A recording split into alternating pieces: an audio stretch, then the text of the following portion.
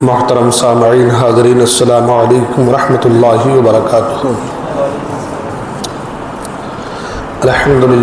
الحمدللہ وکفا، سلام علی عبادہ الذین اصطفیٰ، اما بعد فاعوذ باللہ من الشیطان الرجیم، بفضلک بسم اللہ الرحمن الرحیم۔ انا نحن نزلنا الذکر وانا لہ لحافظون۔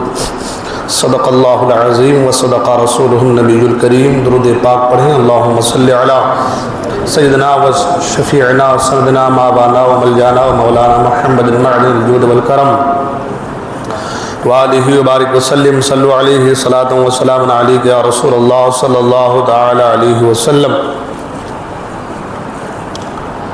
ایک کلام کی فرمائش کی گئی ہے، کلام اعلیٰ حضرت کلام امام احمد رضا کے کچھ اشعار جو فرمائش کی گئی ہے آپ کے سامنے پیش کرنے کے ساتھ حاصل کر رہا ہوں، سماعت فرما لیں۔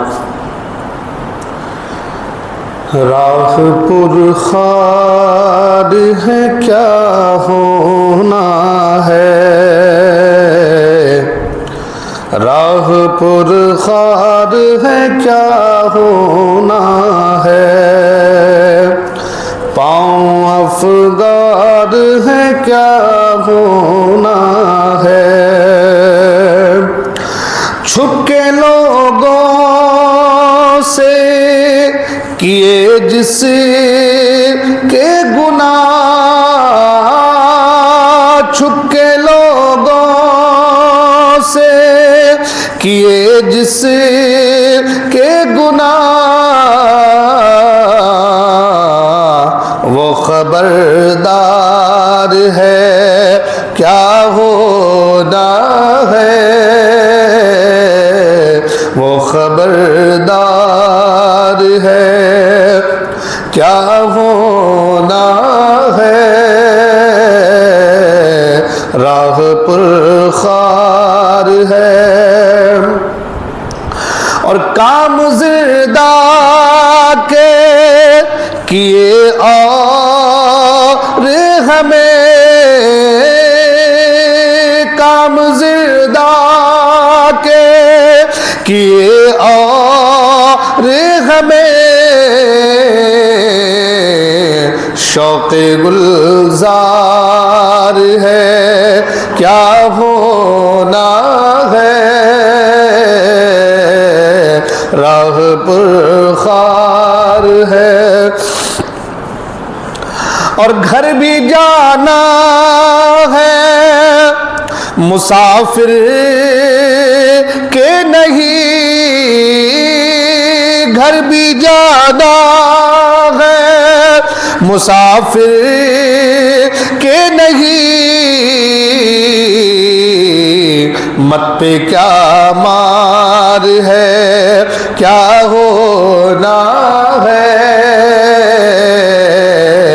راہ پر خار ہے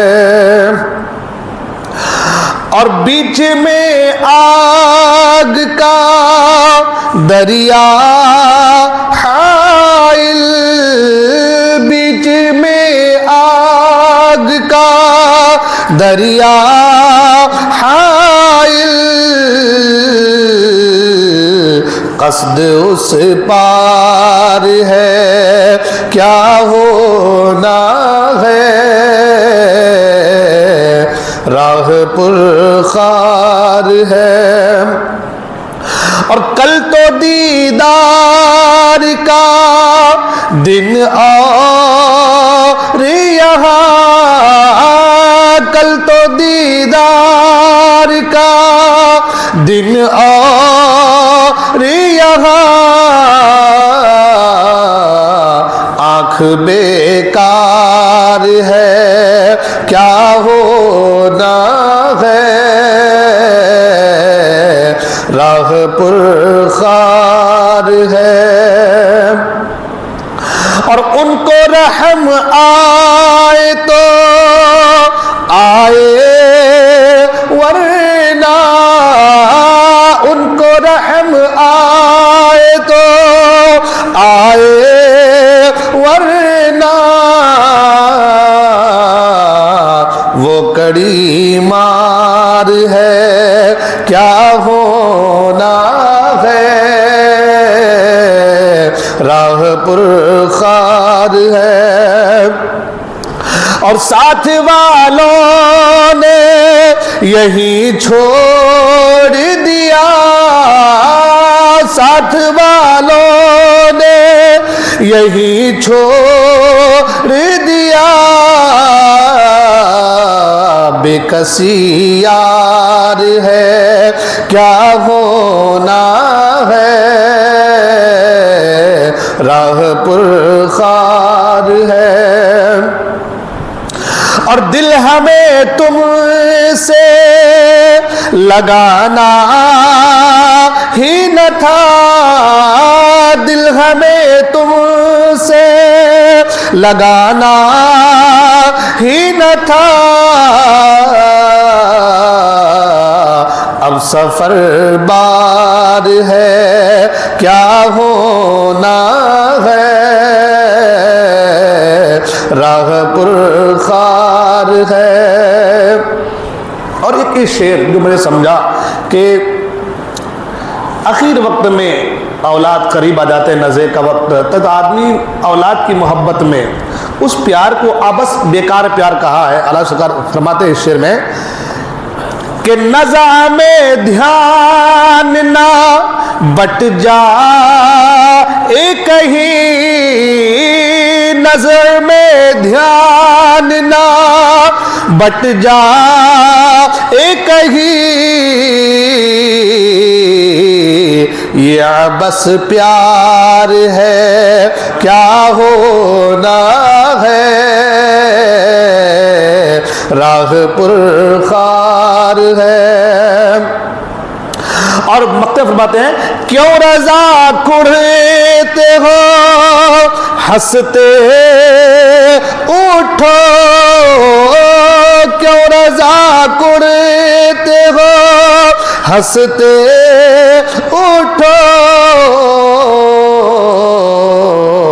جب وہ غفار ہے، کیا ہونا ہے، جب وہ غفار ہے، کیا ہونا ہے، راہ پرخار ہے، کیا ہونا ہے۔ درود پاک پڑھیں، اللہم صلی علی سیدنا و شفیعنا سندنا مابانا و ملجانا مولانا محمد معدن الجود والکرم والہ بارک وسلم صلو علیہ صلاۃ و سلام علیک یا رسول اللہ صلی اللہ تعالی وسلم۔ قرآن مجید کی سائے مبارکہ کو میں نے تلاوت کرنے کا شرف حاصل کیا ہے۔ اللہ تبارک و تعالیٰ کی بارگاہ میں دعا ہے خدائے قدیر و جبار مجھے آیت کریمہ کے تحت حق کہنے، آپ حضرات کو حق سننے اور ہم تمام کو حق پر عمل کرنے کی توفیق عطا فرمائے۔ اللہ تبارک و تعالیٰ ارشاد فرماتا ہے انا نحن نزلنا الذکر و انا لہ لحافظون، کہ بے شک ہم نے ہی اسے نازل کیا ہے اور ہم ہی اس کی حفاظت کرنے والے ہیں۔ قرآن مجید اللہ تبارک و تعالیٰ کا کلام، قرآن مجید وہ پیاری کتاب کہ جس کے تعلق سے اللہ نے فرمایا کہ لو انزلنا هذا القرآن على جبل لرأيته خاشعا متصدعا من خشیۃ اللہ۔ قرآن مجید وہ پیاری کتاب جس کے تعلق سے اللہ نے فرمایا ولا رطب ولا یابس الا فی کتاب مبین۔ قرآن مجید وہ کلام الہی، وہ پیاری کتاب جس کے تعلق سے اللہ نے فرمایا الف لام میم ذالک الکتاب لا ریب فیہ۔ کائنات میں سب سے زیادہ چھپنے والی، سب سے زیادہ پڑھی جانے والی، سب سے زیادہ مارکیٹ میں آنے والی کتاب قرآن مجید ہے۔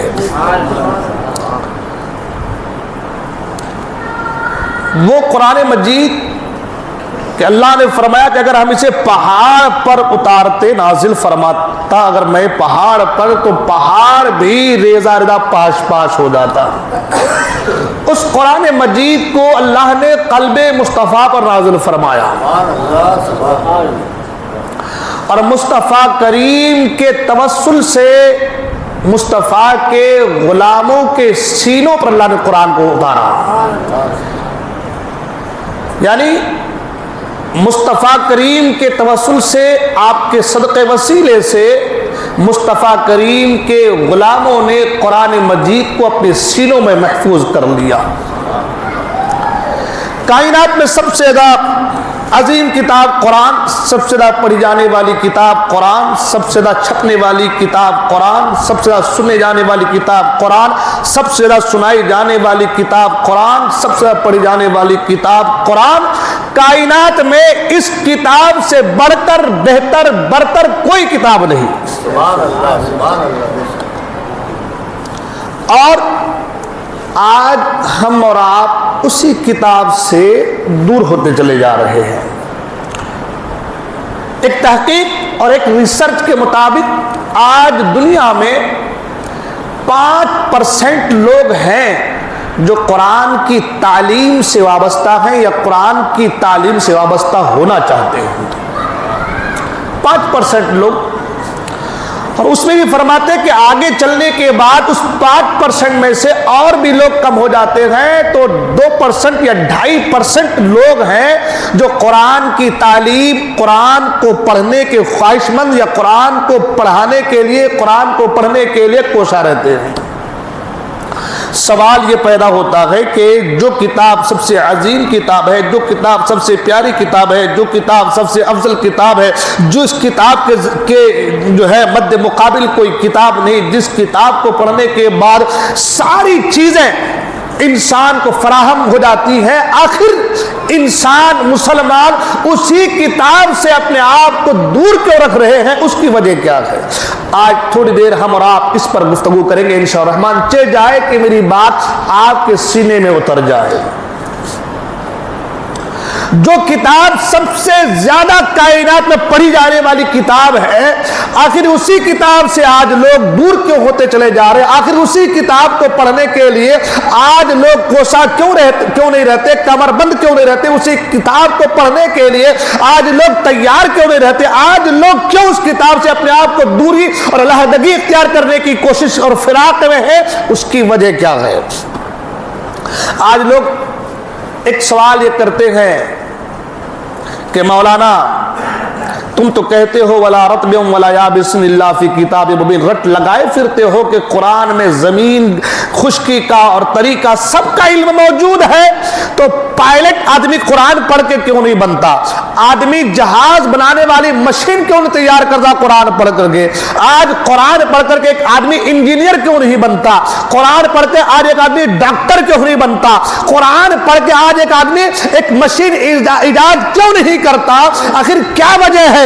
کیا قرآن میں یہ چیزیں نہیں ہے؟ جب آپ کہتے ہیں ولا رطب ولا یابس الا فی کتاب مبین، خشکی کا بھی علم قرآن میں ہے، طری کا بھی علم قرآن میں موجود ہے، ہر ایک چیز کا علم قرآن میں موجود ہے، تو بایولوجی کا علم قرآن میں کیوں نہیں ہے؟ فزکس کا علم قرآن میں کیوں نہیں ہے؟ میتھمیٹکس کا علم قرآن میں کیوں نہیں ہے؟ جہاز بنانے والے آلات کی پہچان کا علم قرآن میں کیوں نہیں ہے؟ ڈاکٹر بننے کی صلاحیت کا علم قرآن میں موجود کیوں نہیں ہے؟ ہم نے کہا اچھا تمہارا سوال یہی ہے کہ بھائی قرآن میں چیزیں کیوں نہیں ہے؟ اس کے بہت سارے جوابات ہو سکتے ہیں، لیکن سب سے پہلی بات آپ کو میں یہ بتاتا چلوں کہ انسان کو علم حاصل ہوتا گئے، اس کے کچھ پرکار ہیں، اس کے کچھ نیم ہیں، اس کے کچھ قاعدے قانون ہیں، اس کے کچھ ضوابط ہیں، اس کے کچھ طریقے ہیں۔ دیکھیے حواس خمسہ 5 ہے، حواس خمسہ جس کو 5 جو ہے سینس کہا جاتا ہے، 5 حواس خمسہ ہیں، یہ ناک، کان، آنکھ، زبان، ان چیزوں کے ذریعے سے انسان علم حاصل کرتا ہے، چھو کر کے معلوم کرتا ہے کہ یہ چیز کیا ہے، سون کر کے معلوم کرتا ہے، علم ہوتا ہے کہ یہ چیز کیا ہے، جو ہے دیکھ کر کے معلوم ہوتا ہے، علم حاصل ہوتا ہے کہ یہ چیز کیا ہے۔ ان 5 چیزوں کے ذریعے سے انسان کو علم حاصل ہوتا ہے۔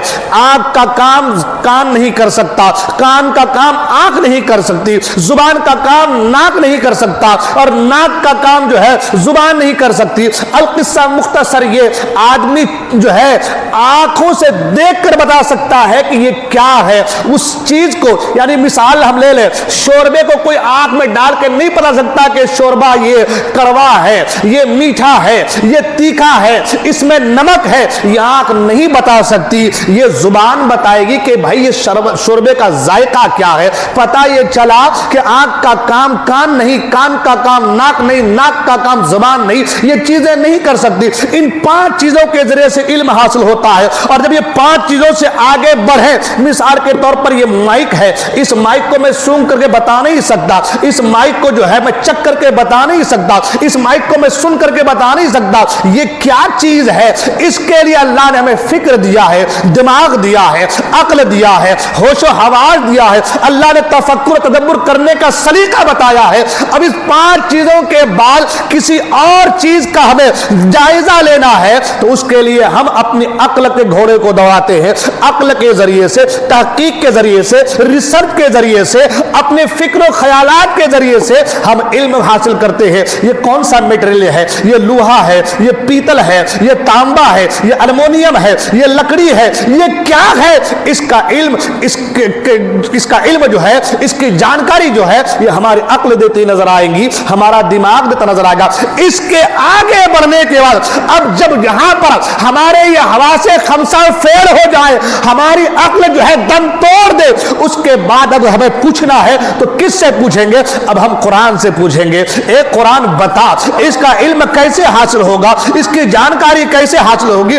مثال کے طور پر قرآن نے کہا لو انزلنا هذا القرآن على جبل لرأيت خاشعا متصدعا من خشية الله، اس قرآن کو اگر ہم پہاڑ پر نازل کرتے تو یہ پہاڑ ریزہ ریزہ ہو جاتا۔ ہم سن کر کے، ہم چک کر کے، ہم سن کر کے اس چیز کو نہیں بتا سکتے، ہمارے عقل کے گھوڑے وہاں پر دم توڑ دیتے ہیں۔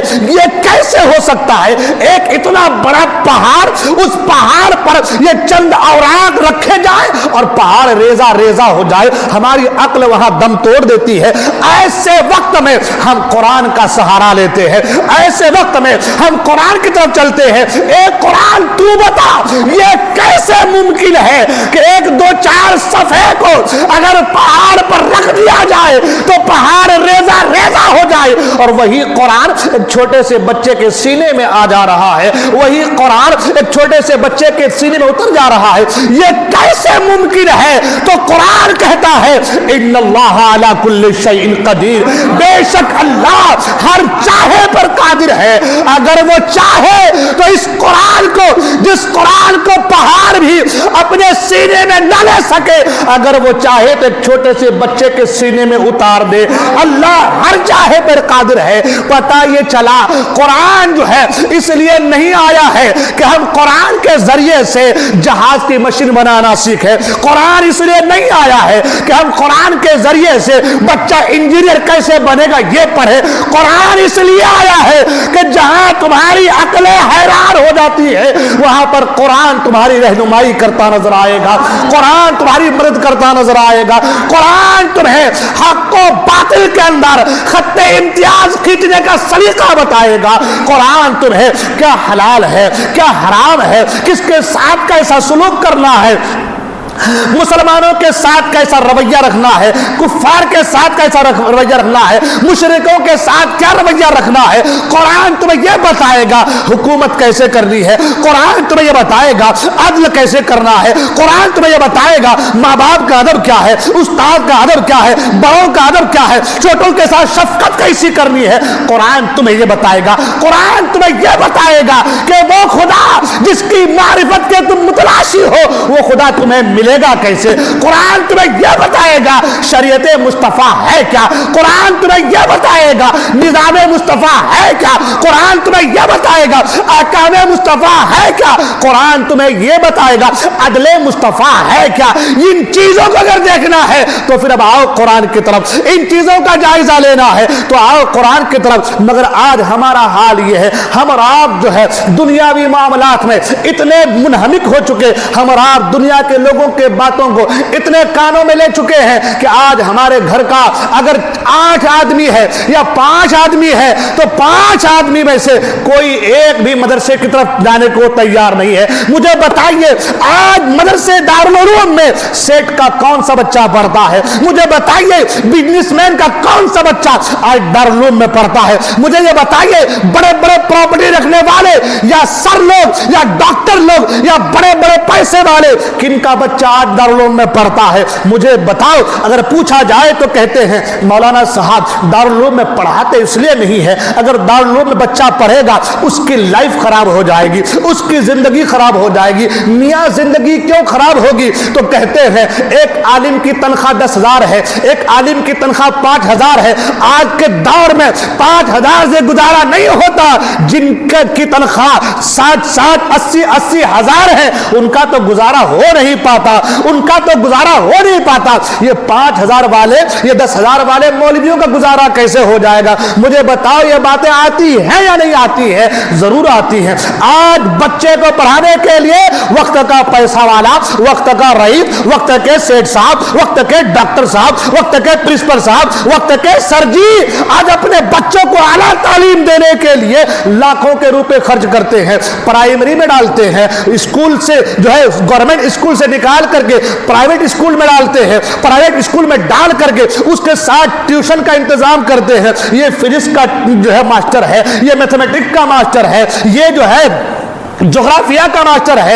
ایک بچہ ہمارا پڑھ رہا ہے، ماسٹر صاحب آپ کیا پڑھائیں گے؟ کہا میں فزکس میں 1 نمبر ہوں۔ کہا ٹھیک ہے، آپ میرے بچوں کو کتنا وقت دیں گے؟ کہا 1 گھنٹہ دوں گا۔ کتنی محنت کا کتنا بدلہ لیں گے آپ؟ کہا میں ورلڈ کا یا اس شہر کا سب سے ٹاپ نمبر پر میرا نام آتا ہے پڑھانے کے معاملے میں، لہذا 1 گھنٹے کے 2,000 روپے تمہارے ایک بچے سے لوں گا۔ فوراً جیب سے ہمارے 2,000 نکل جاتے ہیں۔ ماسٹر صاحب یہ 2,000 نہیں، میں اوپر 500 اور دینے کو تیار ہو، لیکن میرے بچے کو ایسا بنانا جیسا تم آج پڑھا رہے ہو۔ سینے پہ ہاتھ رکھ کر کے بتاؤ ہم پیسہ نکالتے ہیں یا نہیں نکالتے ہیں؟ ہم پیسہ دیتے ہیں یا نہیں دیتے ہیں؟ چاہے وہ کوئی بھی ہو، اپنی اولاد کی تربیت و تعلیم کے لیے 1 سے 1 روپیہ جمع کر کے اپنے خون پسینے کو ایک کر کے اپنے بچے کو اعلیٰ تعلیم دلانا چاہتا ہے، مگر وہیں پر اگر ایک امام صاحب پڑھانے کے لیے آئے تو 100 روپے اگر مانگا جائے تو کہتے ہیں مولوی صاحب تمہارا خیال ہوش تو ٹھکانے ہے،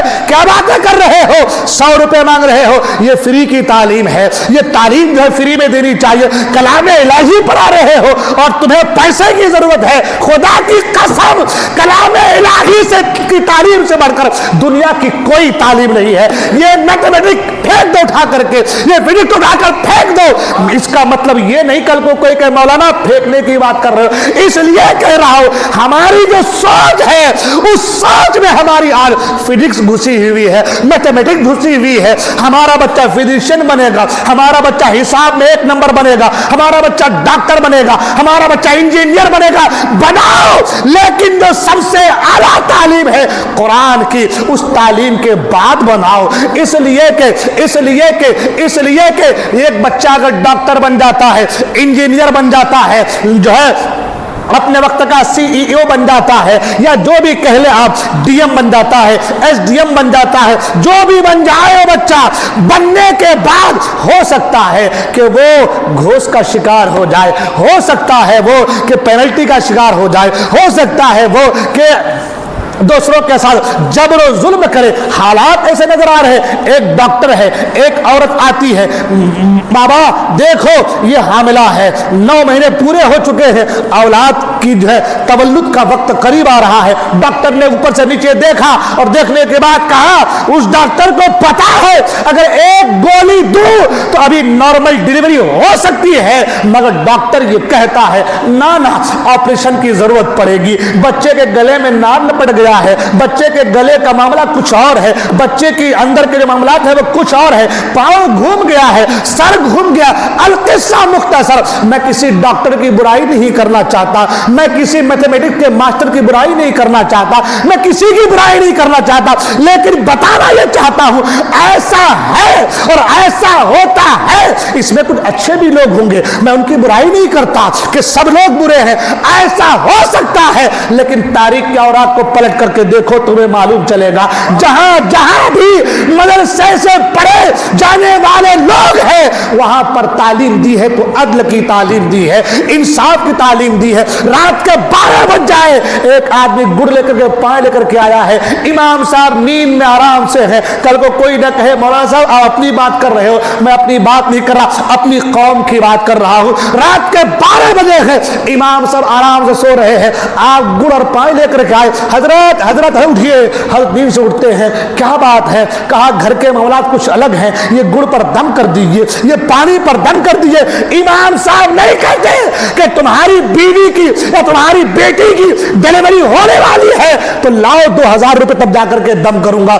امام یہ نہیں کہتا، امام یہ نہیں کہتا کہ مجھے 100 روپے کی ضرورت ہے، مولوی یہ نہیں کہتے مجھے 50 روپے چاہیے، فوراً دم کرتے ہیں، دعائیں کر دیتے ہیں، مولا اس کو صحت عطا فرما دے، سلامتی عطا فرما دے، ڈیلیوری نارمل عطا فرما دے۔ مجھے بتاؤ پوری دنیا میں کیا تمہیں ایسا کوئی آدمی ملے گا کسی جو ہے اور دیگر چیزوں کے پڑھائی کے معاملات اور مدرسے کے پڑھائی کے معاملات میں کیا تمہیں ایسا کوئی آدمی ملے گا؟ تو آپ جب سینے پہ ہاتھ رکھ کر کے سوچو گے تو آپ خود کہو گے نہیں، یہ چیزیں اگر کہیں ملیں گی تو صرف دارالعلوم میں مل سکتی ہیں، یہ چیزیں کہیں ملیں گی تو صرف مدرسے مل سکتی ہیں۔ اللہ اکبر! لیکن آج ہمارا المیہ کیا ہے؟ میں بڑے ہی ادب و احترام کے ساتھ کسی کو نشانہ نہ بناتے ہوئے، کسی کی تنقید نہ کرتے ہوئے مجھے بتاؤ، آج مولوی پر سوال، آج اماموں پر سوال، وہ جس کو استنجا کے بعد کس طریقے سے ڈھیلا لینا ہے وہ طریقہ بھی نہیں پتا ہے۔ آج موازنہ کریں اسکول کالج یونیورسٹی اور مدرسے کا، سرکاری امداد اسکول کالج کو، مراعات اسکول کالج یونیورسٹی کو، فنڈ اسکول کالج یونیورسٹی کو، تمام تر ترقی کے معاملات اسکول کالج یونیورسٹی کو، عمارت بڑی بڑی اسکول کالج کی، تنخواہیں زیادہ اسکول کالج کے جو ہے سروں کا، ٹیچروں کا، اساتذہ کا۔ غلط بول رہا ہوں میں؟ سب کچھ زیادہ ہونے کے بعد ہماری قوم کو ملا کیا ہے؟ جتنی فراوانی اسکول اور کالج میں ہے، ہماری قوم کے گھر کا کم سے کم 2 بچہ بھی تو ڈاکٹر ہونا چاہیے تھا، 1-2 بچے انجینئر ہونے چاہیے تھے۔ میں پہلے کہہ دیا کہ میں کسی کی تنقید نہیں کرتا، لیکن سوچ کر کے بتائیے مجھے کہ جہاں پر امدادی، سرکاری امداد بھی ہے، سرکاری فنڈ بھی ہے، اور AT اور AD اور نہ جانے کیا کیا چیزیں اور کیا کیا مراعات اور کیا کیا فیسلٹیز، اتنی ساری چیزیں، اور آج ہمارے قوم کے بچوں کا حال دیکھ لیں، کوئی بھجیے تل رہا ہے، کوئی مستری کے کام پہ جا رہا ہے، غلط بول رہا ہوں، کوئی سائیکل کا شاپ کھولا ہوا ہے، پنکچر بنا رہا ہے۔ جب اتنی ساری فراوانیاں ہیں تو پھر ہر گھر میں ایک ڈاکٹر تو ہونا چاہیے تھا، ایک انجینئر تو ہونا چاہیے تھا، ایک میتھمیٹک کا ٹیچر تو ہونا چاہیے تھا، لیکن نہیں ہے۔ لیکن مدرسے کی طرف رخ کریں آپ، نہ کوئی سرکاری فنڈ ہے، نہ کوئی بڑی بلڈنگ ہے، نہ کوئی سہولتیں ہیں۔ 100 بچے ہیں، 2 باتھ روم ہیں، 100 بچے ہیں، 3 4 ٹوائلٹ ہے کہ نہیں ہے؟ کوئی امدادی سرکاری امدادی جو فنڈ وغیرہ کچھ بھی نہیں ہے، اور ایک عالم کی تنخواہ تمہارے اسکول کی چپراسی سے بھی کم ہے۔ تمہارے اسکول میں کھڑے ہونے والے گاہک جو سلام ٹھوکتا ہے، ایک عالم کی تنخواہ اس سے بھی کم ہے، ایک عالم کی تنخواہ اس سے بھی کم ہے۔ مگر جا کر دیکھیں آپ مدرسے میں، آج ہر گھر میں آپ کو قرآن پڑھنے والے ملیں گے، ہر گھر میں فاتحہ پڑھنے والے ملیں گے، ہر گھر میں قرآن کی تعلیم دینے والے ملیں گے۔ میں موازنہ اس لیے نہیں، سر لوگ کل کو یہ نہ کہے کہ حضرت آپ ہمارا کمپٹیٹر بن رہے ہیں، نہیں، میں یہ باتیں رکھنا اس لیے چاہتا ہوں، کہیں نہ کہیں غلطی ہماری بھی ہے۔ ایک عالم، ایک مدرس آپ کے پاس آتا ہے چندے کے لیے، کس کے لیے؟ چندہ کرنے کے لیے، اور ہم زکوٰۃ کا پیسہ دیتے ہیں۔ حالانکہ دیکھا جائے تو زکوٰۃ کا پیسہ جو ہے زکوٰۃ کا پیسہ جو ہے یہ کس کے لیے ہے؟ غریبوں کا حق ہے. کس کے لیے ہے؟ مسکینوں کا حق ہے. قرآن نے کہا انما الصدقات للفقراء والمساکین والعاملین علیہا والمؤلفۃ قلوبہم وفی الرقاب والغارمین فی سبیل اللہ. ابن السبیل وہ اپنی سبیل کے لیے ہے, مسافروں کے لیے ہے, غریبوں کے لیے ہے. وہ اپنی سبیل کے راستے سے ہی ہم نے ایک جائز راستہ نکال دیا کہ بھائی زکوٰۃ کا پیسہ آپ مدرسے میں دے سکتے ہیں. زکوٰۃ کا پیسہ آپ مدرسے میں دے سکتے ہیں. یہ کمپلسری نہیں ہے, یہ کمپلسری نہیں ہے. آپ غریبوں کو دیں, مسکینوں کو دیں. کوئی نہیں مل رہا ہے, ایک راستہ نکال دیا ہے کہ آپ مدرسے میں پیسہ دے دیں, آپ کا زکوٰۃ ادا ہو جائے گا, آپ کی زکوٰۃ جو ہے وہ ادا ہو جائے گی. ایک راستہ نکالا. لیکن ہم نے کیا کر دیا؟ زکوٰۃ کا پیسہ مولوی کو, فطرانے کا پیسہ مولوی کو, صدقے کا پیسہ مولوی کو. اور ایک اسکول ہے, آپ بچے کو داخلہ کرانا چاہتے ہیں, بچے کی داخلہ فیس 5,000 روپے, یہ فوراً لیجئے. 10,000 روپے فوراً لیجئے. ماہانہ فیس 3,000 روپے فوراً لیجئے. میں یہ بات کہنا نہیں چاہتا, آپ جانتے ہیں حالات سے آپ بھی جوجھ رہے ہیں, حالات سے ہم بھی جوجھ رہے ہیں. ایک اسکول میں داخلہ کرانا ہے تو آپ فوراً جاتے ہیں, ہاں بھائی پرنسپل صاحب کیا کیا چیزیں لگیں گی؟ سب سے پہلے 25,000 روپے آپ کو جو ہے داخلہ فیس دینا پڑے گا. ٹھیک ہے, منظور ہے. آگے کیا کرنا ہے؟ آپ کو 3,000 روپے ماہانہ دینا پڑے گا. منظور ہے. 2,000 کی کتابیں آئیں گی. کہا ٹھیک ہے, منظور ہے. یونیفارم آپ کو بنانا ہے, جوتے آپ کو لانا ہے, اسکول کے بیگ آپ کو لینے ہیں, یہ ساری چیزیں, ٹائی وغیرہ, یہ ساری چیزیں آپ کو لینی ہے. رکشا کا بھاڑا یہ آپ کو دینا ہے, اٹھانے کی ذمہ داری آپ کی ہے, لانے لے جانے کی ذمہ داری آپ کی ہے. یہ ساری چیزیں کرتے ہیں ہم, مگر وہی ایک مدرسے کے لیے زکوٰۃ کا, صدقات کا, فطرہ کا پیسہ دے کر کے ہم سینہ تان کے کہتے ہیں بھائی ہم تو مدرسے کے لیے نہ جانے کیا کیا کوششیں کرتے ہیں. ایک امام صاحب یا ایک مدرس یا ایک مدرسے کے اساتذہ اگر کہہ دے کہ بھائی بچے کو داخلہ کرانا ہے, 300 روپے داخلہ فیس ہے, تو آپ کہتے ہیں مولوی صاحب سب سے پہلے مولوی صاحب فتوا لگا دیں گے. بھائی کیا کرتے ہو؟ دینی تعلیم ہے اور پیسے مانگتے ہو. یہ ہماری بھی کمزوری ہے, یہ ہماری بھی غلطی ہے. لیکن ہم کیا کرتے ہیں کہ بھائی مولوی صاحب 300 روپے آپ مانگ رہے ہیں, آپ کو شرم نہیں آتی؟ یہ تعلیم مصطفیٰ ہے, یہ تعلیم قرآن ہے, یہ مصطفیٰ کی تعلیم ہے, یہ فری میں ہونی چاہیے, اس کو فری میں دینا چاہیے. مجھے بتاؤ وہ کتا, بلی اور چوہا, بندر, یہ وقت رٹنے کے لیے آپ ہزاروں پیسہ خرچ کرتے ہیں, مگر وہ قرآن جس کے بارے اللہ نے فرمایا کہ یہ قرآن مومنوں کے لیے شفا ہے, یہ قرآن مومنوں کے رحمت ہے, جب اس کے لیے آپ سے 200-300 روپے مانگے جائے, ہم سے 200-300 روپے مانگے جائے, تو ہم کہتے ہیں یہ تعلیم فری میں ہونی چاہیے. جب ایسی بات ہوگی تو مجھے بتاؤ کہ ہمارا مدرسہ پھولے گا کیسے, انسان دینی تعلیم تک جائے گا کیسے؟ ہمارا اور آپ کا حال یہ ہو گیا ہے کہ ہم نے دینی تعلیم کو اس قدر سستا کر دیا ہے, اس قدر سستا کر دیا ہے, اور ایسا سستا کر دیا ہے کہ آج بڑے لوگ اپنی اولاد کو مدرسے میں داخلہ نہیں دینا چاہتے ہیں.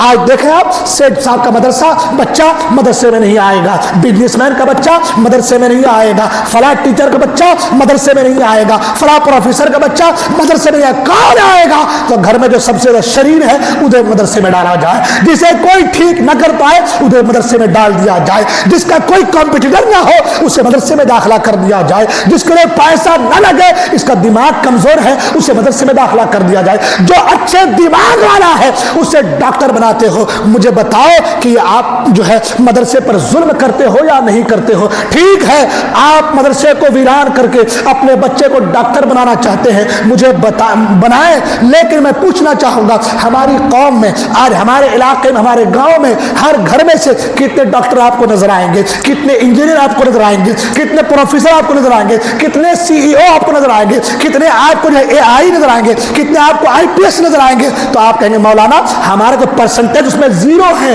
ڈاکٹر کے حساب سے ہمارا پرسنٹیج 0 ہے, IPS کے حساب سے ہمارا پرسنٹیج 0 ہے, اور جو ہے دیگر چیزوں کے حساب سے ہمارا پرسنٹیج 0 ہے. میں آپ سے پوچھنا چاہتا ہوں, جن بچوں کے اعلیٰ تعلیم کے لیے آپ نے مدرسے کو چھوڑ دیا, جن بچوں کو اعلیٰ تعلیم دلانے کے لیے آپ نے مدرسے کو ویران کر دیا, آپ کا بچہ اچھی تعلیم حاصل کرنے کے باوجود اگر وہ بھجیا چل رہا ہے, اگر وہ ٹھیلا چلا رہا ہے, اگر وہ پنچر بنا رہا ہے, تو کیا فائدے کی؟ آؤ اپنے بچوں کو مدرسے میں داخلہ کراؤ, دارالعلوم سے جڑو, اور دار العلوم میں پڑھنے والا بچہ یہ نہیں ہے کہ وہ IPS نہیں بن سکتا، یہ نہیں ہے کہ وہ انجینئر نہیں بن سکتا. ہماری تعلیم، ہماری حدیں اس بات کی غمازی کرتی ہے کہ آپ قرآن پڑھنے کے بعد آپ جو ہے وقت کا بڑے سے بڑا لیکچرار بھی بن سکتے ہیں. آپ قرآن کی تعلیم کے بعد وقت کا بڑے سے بڑا فلاسفر بھی بن سکتے ہیں. آپ قرآن کی تعلیم کے بعد وقت کا بڑے سے بڑا MBBS MD بھی بن سکتے ہیں. آپ قرآنی تعلیم کے بعد آپ جو ہے پائلٹ بن سکتے ہیں. آپ جہاز کو بنانے والا انجینئر بن سکتے ہیں.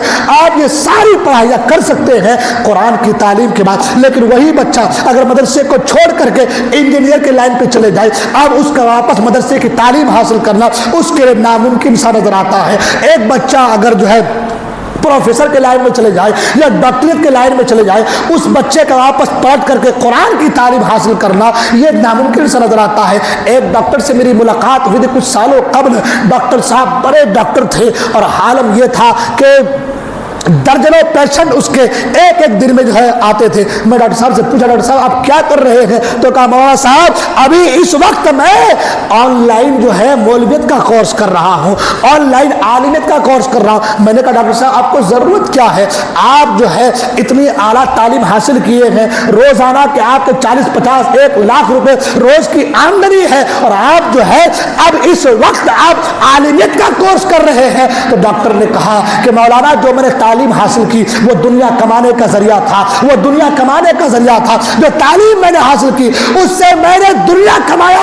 لیکن جب آنکھیں بند ہوتی ہے اور ایک مریض کے دل کے حال کو دیکھتا ہوں میں، کوئی مریض جب میرے پاس آتا ہے اس کی بیماری کو دیکھتا ہوں میں، اور دیکھ کر جب میں یہ کہتا ہوں کہ تمہاری بیماری کا کوئی علاج نہیں، اب تم دنیا سے جانے والے ہو، ایسے وقت میں میری آنکھیں بھیگ جاتی ہیں. مولا میں نے دنیا کمانے کے لیے اتنا سارا کچھ کیا، آخرت کے لیے میں نے کیا کیا؟ آخرت کے لیے میرے پاس کون سا سرمایہ ہے، کون سی پونجی ہے؟ تو کہتے ہیں مولانا صاحب اس دن سے میں نے تہجہ کر لیا ہے. یہ دنیاوی تعلیم ایک طرف ہے، مگر سب سے پہلے مجھے قرآن کی تعلیم حاصل کرنا ہے. سب سے پہلے مجھے شریعت کی تعلیم حاصل کرنا ہے. سب سے پہلے مجھے عالم دین بننا ہے. اس لیے کہ ابھی میں سالے سال میں پڑھ رہا ہوں. مجھے انہوں نے کہا کہ ابھی میں سالے سال میں پڑھ رہا ہوں اور اب یہ لگ رہا ہے مجھے کہ جتنی پڑھائیاں میں نے پڑھی ہے وہ ایک طرف ہے، صحیح پڑھائی میں اب پڑھ رہا ہوں، صحیح تعلیم میں اب حاصل کر رہا ہوں. اللہ اکبر. آج ہماری قوم انہی حالات اور انہی معاملات کی وجہ سے آج دینی مدارس سے ہم اور آپ دور ہوتے چلے جا رہے ہیں. لہذا قوم کے غیور مسلمانوں اپنی اولادوں کو، اپنے بچوں کو دینی تعلیم سے آراستہ کرو. دینی تعلیم کی اہمیت کو سمجھو. یہ دینی تعلیم ہے کیا؟ اللہ فرماتا الرحمن علم القرآن خلق الانسان. رحمان نے تعلیم دی. اللہ علم القرآن، قرآن سکھایا. خلق الانسان، انسان کی تخلیق کا ذکر بعد میں ہے، قرآن کی تعلیم کا ذکر پہلے ہے. قرآن اللہ نے فرمایا الرحمن علم القرآن، رحمان نے قرآن سکھایا. اس کے بعد کہا خلق الانسان، انسان کی تخلیق فرمائی. انسان کی تخلیق کا ذکر بعد میں ہے، قرآن کی تعلیم کا ذکر پہلے ہے. قرآن کی تعلیم کو ترجیح پہلے دی گئی ہے. لہذا اے قوم کے غیور مسلمانوں، اگر تم چاہتے ہو کہ تمہاری پیدائش کس لیے ہوئی ہے تو قرآن پڑھو. اگر تم چاہتے ہو تمہارے دنیا میں آنے کا مقصد کیا ہے تو قرآن پڑھو. اگر تم چاہتے ہو کہ معرفت الہی حاصل ہو جائے تو قرآن پڑھو. اگر تم چاہتے ہو کہ مصطفیٰ کریم کی عظمتیں کیا ہے تو قرآن پڑھو. اگر تم چاہتے ہو کہ مصطفیٰ کریم کی رفعت کو سمجھے تو قرآن کی تعلیم حاصل کرو. آج میں ہمارے بڑے لوگوں سے بھی کہوں گا کہ اپنے بچوں کو دینی تعلیم سے آراستہ کرو. یہ دینی تعلیم تمہارے بچوں کے اندر سلیقہ پیدا کرے گی، تہذیب پیدا کرے گی، تمدن پیدا کرے گی، ثقافت پیدا کرے گی. یہ دینی تعلیم تمہارے بچے کو انسان بنائیں گی. یہ دینی تعلیم تمہارے بچے کو تمہارے پاس کھڑے ہونے کا سلیقہ بتائیں گے. اللہ اکبر. جیسا کہ میں نے پہلے کہا، ساری فیسلٹیز ادھر ہونے کے باوجود اور ادھر کچھ نہ ہونے کے باوجود آج عدل و انصاف اگر قائم ہے تو علماء کے ذریعے سے قائم ہے. آج مسجدوں میں نمازیں ہو رہی ہے تو علماء کے صدقے میں نمازیں ہو رہی ہے. آج جو ہے بچے کے پیدائش میں اگر کان میں آزاریں دی جا رہی ہے تو یہ علماء کی وجہ سے ہے. بہت سے لوگ علماء کی گستاخیاں کرتے ہیں. میں ان سے پوچھوں گا بابا تم بھی کسی ٹیچر کہیں اسکول میں پڑھاتے ہوگے یا تمہیں بھی دنیا میں جینے کا سلیقہ تھوڑا بہت تو آیا ہوگا، سوچ کر کبھی دیکھنا جس تعلیم پر تمہیں گھمنڈ ہے وہ تعلیم تمہیں نجات نہیں دلا سکتی.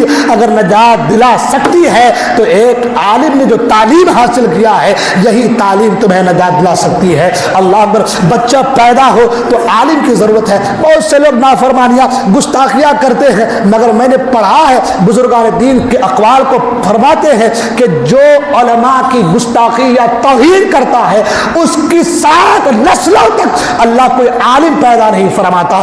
اس کی 7 نسلوں تک اللہ کوئی عالم پیدا نہیں فرماتا. کان کھولو اور آنکھوں کو کھولو اور دیکھو اور سنو کون وہ انسان ہے جو علماء کی گستاخی کر رہا ہے، علماء کی توہین کر رہا ہے. ان کی اولادوں کو دیکھ لو، ان کی نسلوں کو دیکھ لو، تمہیں معلوم ہو جائے گا کہ اس کا بچہ کیسا ہے، اس کی اولادیں کیسی ہے. کیا اس کی اولادیں دینی تعلیم سے آراستہ ہے تو تمہاری فکر، تمہاری سوچ، تمہارے خیالات کہیں گے نہیں اس کا بچہ تو عالم نہیں ہے، مدرسے تک گیا نہیں ہے. تو میں یہ کہوں گا وہ جو ہمارے اکابرین نے کہا ہے، وہ جو بزرگوں نے فرمایا ہے، جو علماء کی توہین کرتا ہے اس کی 7 نسلوں تک، 7 پشتوں تک اللہ عالم پیدا نہیں فرماتا. اب مجھے بتاؤ جس گھر میں عالم نہ ہو، جس گھر میں عالم نہ ہو یا عالم سے محبت کرنے والے نہ ہو اس گھر کا حال کیا ہوگا. حضور تو یہاں تک فرمایا عالم بن کر کے زندگی گزارو، متعلم بن کر کے زندگی گزارو، علم سیکھنے والا بن کر زندگی گزارو، علم دوست بن کر کے زندگی گزارو، عالموں کی صحبت میں بیٹھنے والا بن کر زندگی گزارو. اور اس کے بعد کہا آگے نہ بڑھنا، اس کے علاوہ اگر ہو گئے تو تم برباد تباہ ہو جاؤ گے، اس کے علاوہ تم ہو گئے تم تباہ و برباد ہو جاؤ گے. عالم بن کر کے، متعلم بن کر کے، معلم بن کر کے، علم دوست بن کر کے، عالموں کی صحبت میں بیٹھنے والا بن کر کے اس طریقے سے زندگی گزارنے کا درس میرے مصطفیٰ کریم نے دیا ہے. یہ پیغام، یہ سبق میرے مصطفیٰ کریم نے دیا ہے. لیکن آج اسی پیغام کو ہم فراموش کر کے بیٹھے ہیں. آج امام صاحب پاؤں نہیں لگ رہا، امام صاحب ناک نہیں لگ رہا، امام صاحب کی ٹوپی غلط ہے، امام صاحب کا کرتا غلط ہے، امام صاحب کا چلنا غلط ہے، عالم صاحب کا پڑھانا درست نہیں ہے، ان کی زبان میں لکنت ہے، ان کی بولی صحیح نہیں ہے، ان کی تقریر عجیب ہے. ہمارے اوپر تقریر کر لیتے ہیں، شراب کے بارے میں بول دیتے ہیں، سود کے بارے میں بول دیتے ہیں، نہ جانے کیا کیا چیزیں کرتے ہیں. مگر میں آپ کو بتاتا چلو جتنی نظریں تم ایک عالم کے اوپر رکھتے ہو کاش اپنی اولادوں پر اتنی نظریں رکھ لیتے تو تمہاری اولادیں بے وفا اور باغی نہیں ہوتی. جتنی نظریں تم ایک عالم کے پیچھے لگاتے ہو اتنی نظریں اگر تم نے اپنی اولادوں پر رکھی ہوتی تو آج تمہاری بیٹی کسی غیر کے ساتھ عیاشی کرتی نظر نہیں آتی. آج تاریخ پڑھے تو معلوم چلے گا ارتداد کے شکار ہمارے گھر کی خواتین ہو رہی ہے، ارتداد کے شکار ہماری بہو بیٹیاں ہو رہی ہے. تاریخ پڑھے تو معلوم چلے گا کہیں پہ 36%، کہیں پہ 40%، کہیں پہ 50%، کہیں پہ 13%، کہیں پہ 17%. آج گھر کی اور ان گھروں کی عورتیں جنہیں اپنے اوپر ناز ہے وہ آج غیروں کے ساتھ گلچھڑے اڑاتی نظر آ رہی ہے. وجہ کیا ہے؟ وجہ یہ ہے تم نے مغربی تعلیم کو اپنایا ہے، تم نے دینی تعلیم کو نہیں اپنایا، تم نے جو ہے کسی اور کی تہذیب کے دامن کو پکڑا ہے، مصطفیٰ کریم کے محبت کے دامن کو تم نے نہیں تھاما ہے. اگر تم نے یہ چیزیں کی ہوتی تو تمہاری بیٹیاں آج تمہیں رسوا نہ کرتی، تمہارے بیٹے آج تمہیں ذلیل نہ کرتے، تمہارے بیٹے آج گلی کوچوں میں بیٹھ کر کے موبائلوں کے ذریعے سے ننگی اور گندی فلمیں دیکھ کر کے اپنی جوانی کو برباد نہ کرتے. اس کی وجہ یہ ہے کہ تم نے نظریں دوسروں پر گڑائی ہے، اپنے آپ پر نظریں نہیں کی ہے. لہذا وقت اس بات کہ جو ہے متلاشی ہے اور وقت جو ہے اس بات کو بالکل ہمارے سامنے لا کر کے کھڑا کر دیا ہے کہ اے لوگوں، اے مسلمانوں، فلاح چاہتے ہو تو دینی تعلیم سے آراستہ ہو جاؤ، فلاح چاہتے ہو تو دینی تعلیم سے جو ہے اپنے آپ کو لیس کر لو. آخر میں ایک بات کرنا چاہوں گا، کچھ کمیاں ہماری بھی ہے. جیسا کہ میں نے کہا کہ زکوٰۃ کا پیسہ مدرسے میں دیتے ہیں ہم، حالانکہ سسٹم تو یہ ہے ہونا تو، اور یہ میں مسجد میں کہہ رہا ہوں، جب تک آپ زکوٰۃ سے ہٹ کر کے مدرسے میں پیسہ خرچ نہیں کریں گے تب تک یہ 60 لوگوں کے بچے مدرسے میں نہیں آئیں گے. مجھے بتائیے 100 بچے مدرسے میں ہیں، 2 باتھ روم ہے، 3 ٹوائلٹ ہے، اور یہاں کتا بلی چوہا پڑھنے والا اے سی میں بیٹھ کے پڑھ رہا ہے، تو کیوں بڑے لوگ کے بچے مدرسے میں آ کے پڑھیں گے؟ چوٹ چرائے پر بیٹھ کر پڑھنی پڑتی ہے، ہم زکوٰۃ کا پیسہ دے رہے ہیں، اور وہاں پر بچہ اے سی میں پڑھ رہا ہے، کیوں؟ 25,000 روپے ڈونیشن جو ہم دے رہے ہیں۔ اس لیے مدرسے والے بھی سسٹم بدلے اور ہم بھی اپنا طریقہ بدلیں، مدرسے والے بھی سسٹم بدلے، ایسے باورچی کو لا کے رکھے، کبھی نون نمک کم، کبھی تیل کم، کبھی پھلا کم، پنکھے ایسے چل رہا جیسے کرت کر رہا ہو رہا ہے کہ نہیں ہو رہا ہے؟ مدرسہ جس میں قرآن کی تعلیم ہو رہی ہے اس کا معیار بلند ہونا چاہیے، اس کا رتبہ بلند ہو جائے، ایک وقت کا کوئی بھی آ جائے دیکھے تو کہ واقعی یہ یونیورسٹی لگ رہی ہے، واقعی یہ ادارہ ہے کہ جسے دیکھنے کے بعد لگتا ہے کہ مسلمانوں کے اندر جاگرتی آئی ہے۔ غلط کسی کا دل دکھے تو میں معافی چاہتا ہوں، لیکن حقیقت یہی ہے۔ اور ہم بھی یہ صرف نہیں کہ زکوٰۃ کا پیسہ دے دیا، ہم نے صدقہ کا پیسہ دیا، نہیں، بچے کو آپ لے جا رہے ہیں ایڈمیشن کرانے کے لیے، 5,000 روپے آپ فیس دیں۔ حضرت یہ 5,000 روپے میری طرف سے ہے مدرسے کے لیے، حضرت یہ 300 روپے ماہانہ میرے بچے کے لیے آپ کے مدرسے میں ہے۔ اساتذہ کی خدمت کریں، یہ 2,000 ایک اساتذہ کوئی ہے پڑھانے والے، 1 مہینے کی تنخواہ حضرت کی میرے طرف سے، یہ چیزیں ہو سکتی ہے نا، کر سکتے ہیں نا ہم۔ اتنا پیسہ اگر ہم اسکول کالج میں دے رہے ہیں تو کیا اتنا پیسہ، اس سے کم پیسہ مدرسے میں نہیں دے سکتے؟ اگر یہی سوچ ہماری پیدا ہو گئی، اعلیٰ تعلیم، اعلیٰ معیار کی تعلیم بھی ہوگی، مدرسے کی بلڈنگیں بھی بنیں گی، عمارتیں مضبوط ہو جائیں گی، پڑھائی اچھی ہوں گی۔ جب پڑھائی کے ساتھ ساتھ ساری سویدھائیں ملیں گی تو ہر سیٹ، ہر بڑا آدمی اپنے بچے کو مدرسے میں ضرور داخلہ کرائے گا۔ میرا بچہ یہاں پر سیف ہے، تعلیم بھی معیاری ہے، اور دینی تعلیم کے ساتھ ساتھ دنیاوی تعلیم بھی مل رہی ہے، اس سے بہتر اور کیا ہو سکتا ہے؟ مجھے کئی لوگوں نے کہا، میں بھی میری اولاد، میرے بچے کے تعلق سے، کہ بھئی کوئی ایسا مدرسہ ڈھونڈو جہاں پر دینی تعلیم کے ساتھ ساتھ دنیاوی تعلیم بھی ہو۔ ہر لوگ یہی چاہتے ہیں، تو اگر دینی تعلیم کے ساتھ دنیاوی تعلیم بھی ہو، بچہ ہمارا سیف بھی ہو، پڑھائی اچھی بھی ہو، تو کون ایسا ماں باپ ہے جو چاہے گا میرے بچے کو میں فلاں اسکول میں جا کے داخلہ کرا دو؟ ہر ماں باپ یہی چاہیں گے کہ میں اپنے بچے کو اسی مدرسے میں داخلہ کراؤں۔ لہذا مدرسے کے جو ذمہ داران ہیں ان سے بھی گزارش، میں یہاں کو مدرسے کی بات نہیں کر رہا ہوں، گفتگو عام ہو رہی ہے، سب کے لیے کہہ رہا ہوں کہ وہ بھی مدرسے کے حالات اور معاملات کو سمجھے، اور ہم بھی مدرسے کے حالات اور معاملات کو سمجھے۔ بولنے کسی قسم میں غلطی میں توبہ کرتا ہوں، اللہ تعالیٰ ہم سب کو دارین کے ساتھ جمالہ بان فرمائے۔ ایک اعلان سماعت فرمانے کے الحساب ٹورس اینڈ ٹریولز عمرہ کی عظیم پیشکش، صرف 29,786 میں عمرہ کریں، اور اس میں دیا گیا ہے کہ 786 روپے میں اسلامی کتابوں کا سیٹ ہم سے خریدیں، اور تمام خریداروں کے نام کا قرآن اندازی ہوگا۔ 25 خوش نصیب حضرات کے نام قرآن میں آئیں گے، وہ صرف 29,786 روپے ادا کر کے آپ عمرہ کر پائیں گے۔ 786 روپے میں کتابوں کا سیٹ یہاں ہے، وہ آپ کو ملے گا۔ اس کے بعد اگر آپ کا نام آ جاتا ہے تو آپ کو صرف 29,000 روپے جمع کرنے ہوں گے اور آپ کا عمرہ ہو جائے گا۔ اللہ تعالیٰ ہم سب کو دارین کی سعادتوں سے مالا مال فرمائے، ہمارے گناہوں کو معاف فرمائے، اہدنا الصراط المستقیم پر چلنے کی توفیق عطا فرمائے۔ السلام علیکم و رحمۃ اللہ۔